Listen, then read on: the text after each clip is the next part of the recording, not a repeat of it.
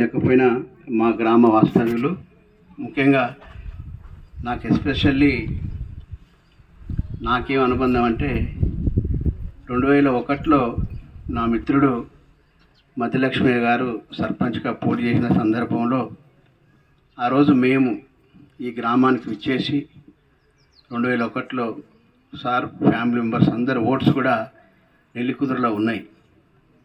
మేమిద్దరం వచ్చి ఆ రోజు సార్ కలిసి చెప్పి వెళ్ళడం జరిగింది.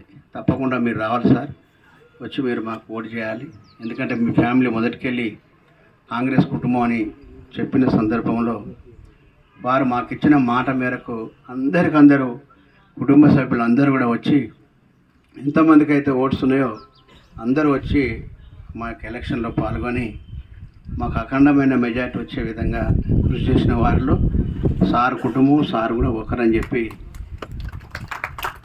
నేను మనం కృతజ్ఞత కలిగి ఉండాలి. ఒక చిన్న గుండు సూది మనం తీసుకున్న నాకు ఆ రోజు కానీ సార్ చనిపోయిన దగ్గర నుంచి కూడా నేను వెళ్ళాలి కలవాలంటే వీలు కావట్లే.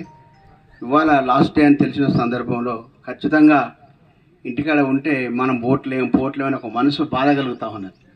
సో ఈ సందర్భంగా మిమ్మల్ని అందరినీ కూడా కలిసి ఈ రకంగా నేను మాట్లాడతాను ఊహించలేదు. తప్పకుండా ఎందుకంటే సారు నిండు జీవితం జీవించరు మనందరి మధ్యలో.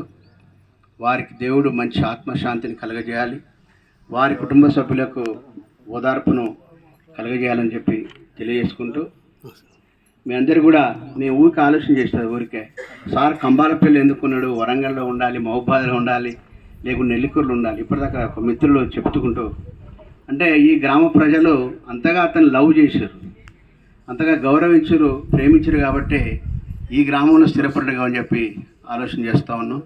మీ అందరూ కూడా మరొకసారి హృదయపూర్వక నమస్సుమాంజలి తెలియజేసుకుంటూ ఈ అవకాశం ఇచ్చిన నరేంద్ర అన్న కృతజ్ఞత తెలియజేస్తూ ముగిస్తా ఉన్నాను. థ్యాంక్ యూ వెంకటేశ్వర్లు గారు.